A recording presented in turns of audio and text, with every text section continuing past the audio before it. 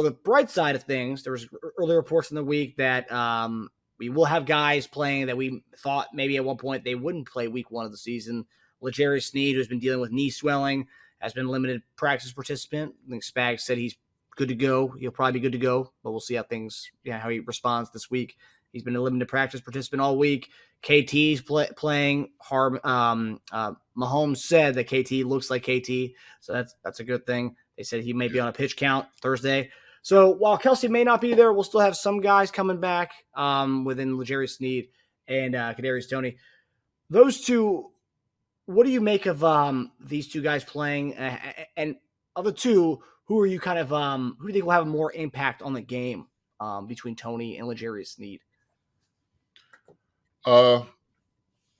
First, I think it's a great sign that the two are coming back.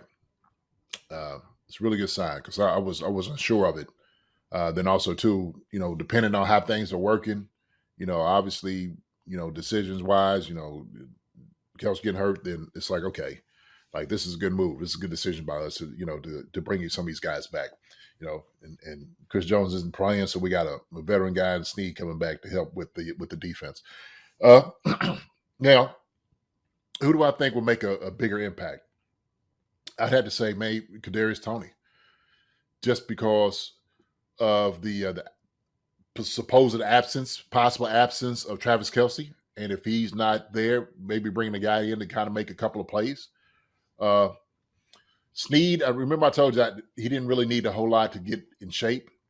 He's going to be in shape. Those young guys, because they're smaller guys, they get in shape like nothing. They can run all day. Sneed, the planting and pushing off and covering. They may, because we got young guys that's capable. Let's be honest. We got young guys capable that can definitely carry the weight until Sneed gets fully healthy, 100%.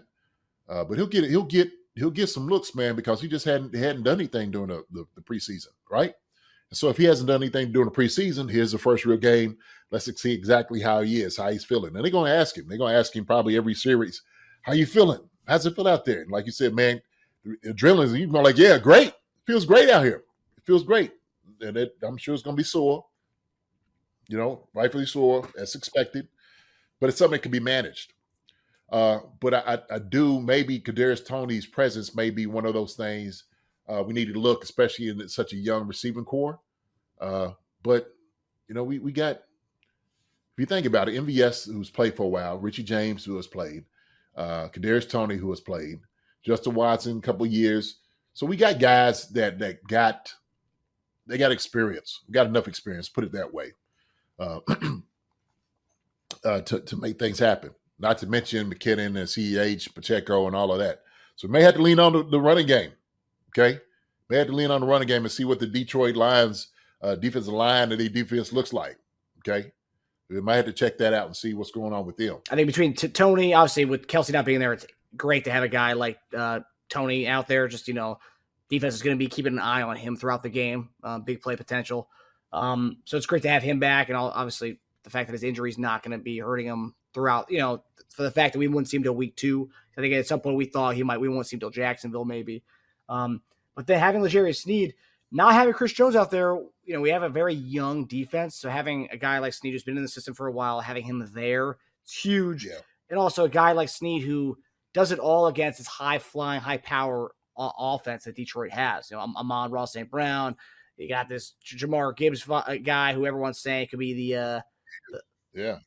could be offensive rookie of the year. And then I think I read a report that Detroit's saying that they're going to be using Gibbs in ways that you couldn't even dream of. It's like, okay, what does that mean? I think we've all seen running backs get motioned out of the backfield to be a receiver. So I don't know what that means. I don't know how else they could use him, but. Yeah, I mean, they plan on parachuting him out of a plane or something, and it's one of his plays. I don't know. Shooting him out of a cannon.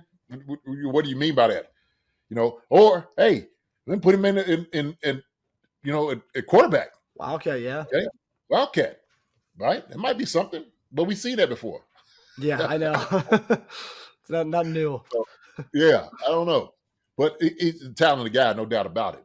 He's a talented guy. So. Yeah, man, that's it's going to be Look, and Jared Goff ain't nothing to sneeze at. He had a great year last year. He's always, I personally, I like Jared Goff. He's got a strong arm. If he got the right pieces around him, I think he just got some, some really, I think, unfair criticism at times. Okay. I think he's a decent quarterback. I think he does a pretty decent job. And especially going now with Dan Campbell, those guys, I think it's a whole different, area and environment for him. And he'll come in, man. He'll throw strikes. He's going to throw strikes. He got some good receivers around him. No doubt about it. No doubt about it. So, the defense is going to be ready. That's what I'm thinking. The matchup going against their defense and our offense. Okay. So you're talking about Hutchinson on one side, rushing the passes. They got some good corners. That's going to be a good matchup. So I think it's all about stopping that pass rush and, the inside guys, the linebackers. So that right there, scoring the points is what's going to be vital for us to win. Okay. Our secondary, oh man, that's another thing, man. If we get some pass rush, don't let, Goff just go off. We get some push up front. Don't let Gibbs and those guys just go crazy running the football. If we can manage that, which I know Spags is doing a good job. Spags is going to throw some things at him. Okay, he's going to come after him. And our guys do a good job pressing, and we're looking for McDuffie and Watson, all those guys on the other side.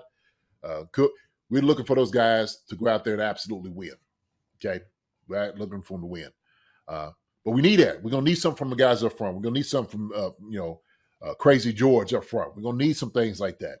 From the young guy that we just got, young buck. See how he is. He's healthy apparently from what he was during training camp. Yep. So I can't wait to see him too.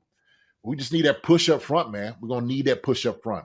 And we know we got good linebackers. So, and I think that's also another reason why to have Sneed, because I think Sneed they blitzed Sneed a lot last year, and I think he had 2 or 3 sacks maybe last year. I forgot what his numbers were, but they use him a lot all over the place. And not having Chris Jones, you're going to need a guy like that who can pass rush the quarterback, get back there, and Spags is going to have to be creative without Chris Jones. And he knows he's going to have to be creative with our defense without Chris Jones. That's how good he is. He can just get there without having to create anything for a guy like that. Right. Yeah, it's gonna be a test for our defense without Chris Jones. There's also gonna be tests for all our new tackles against a good pass rush with Hutchinson. Oh yeah. Yes it is. So we'll see what we got. First game is always one of those things. To kind of take an assessment. It's gonna be a high motor. Everybody's gonna be on in pins and needles and eggshells the whole day. It's gonna be so exciting. I can just remember the first game of the season, how those things used to work. And Arrowhead too. Oh man, you were just so juiced up.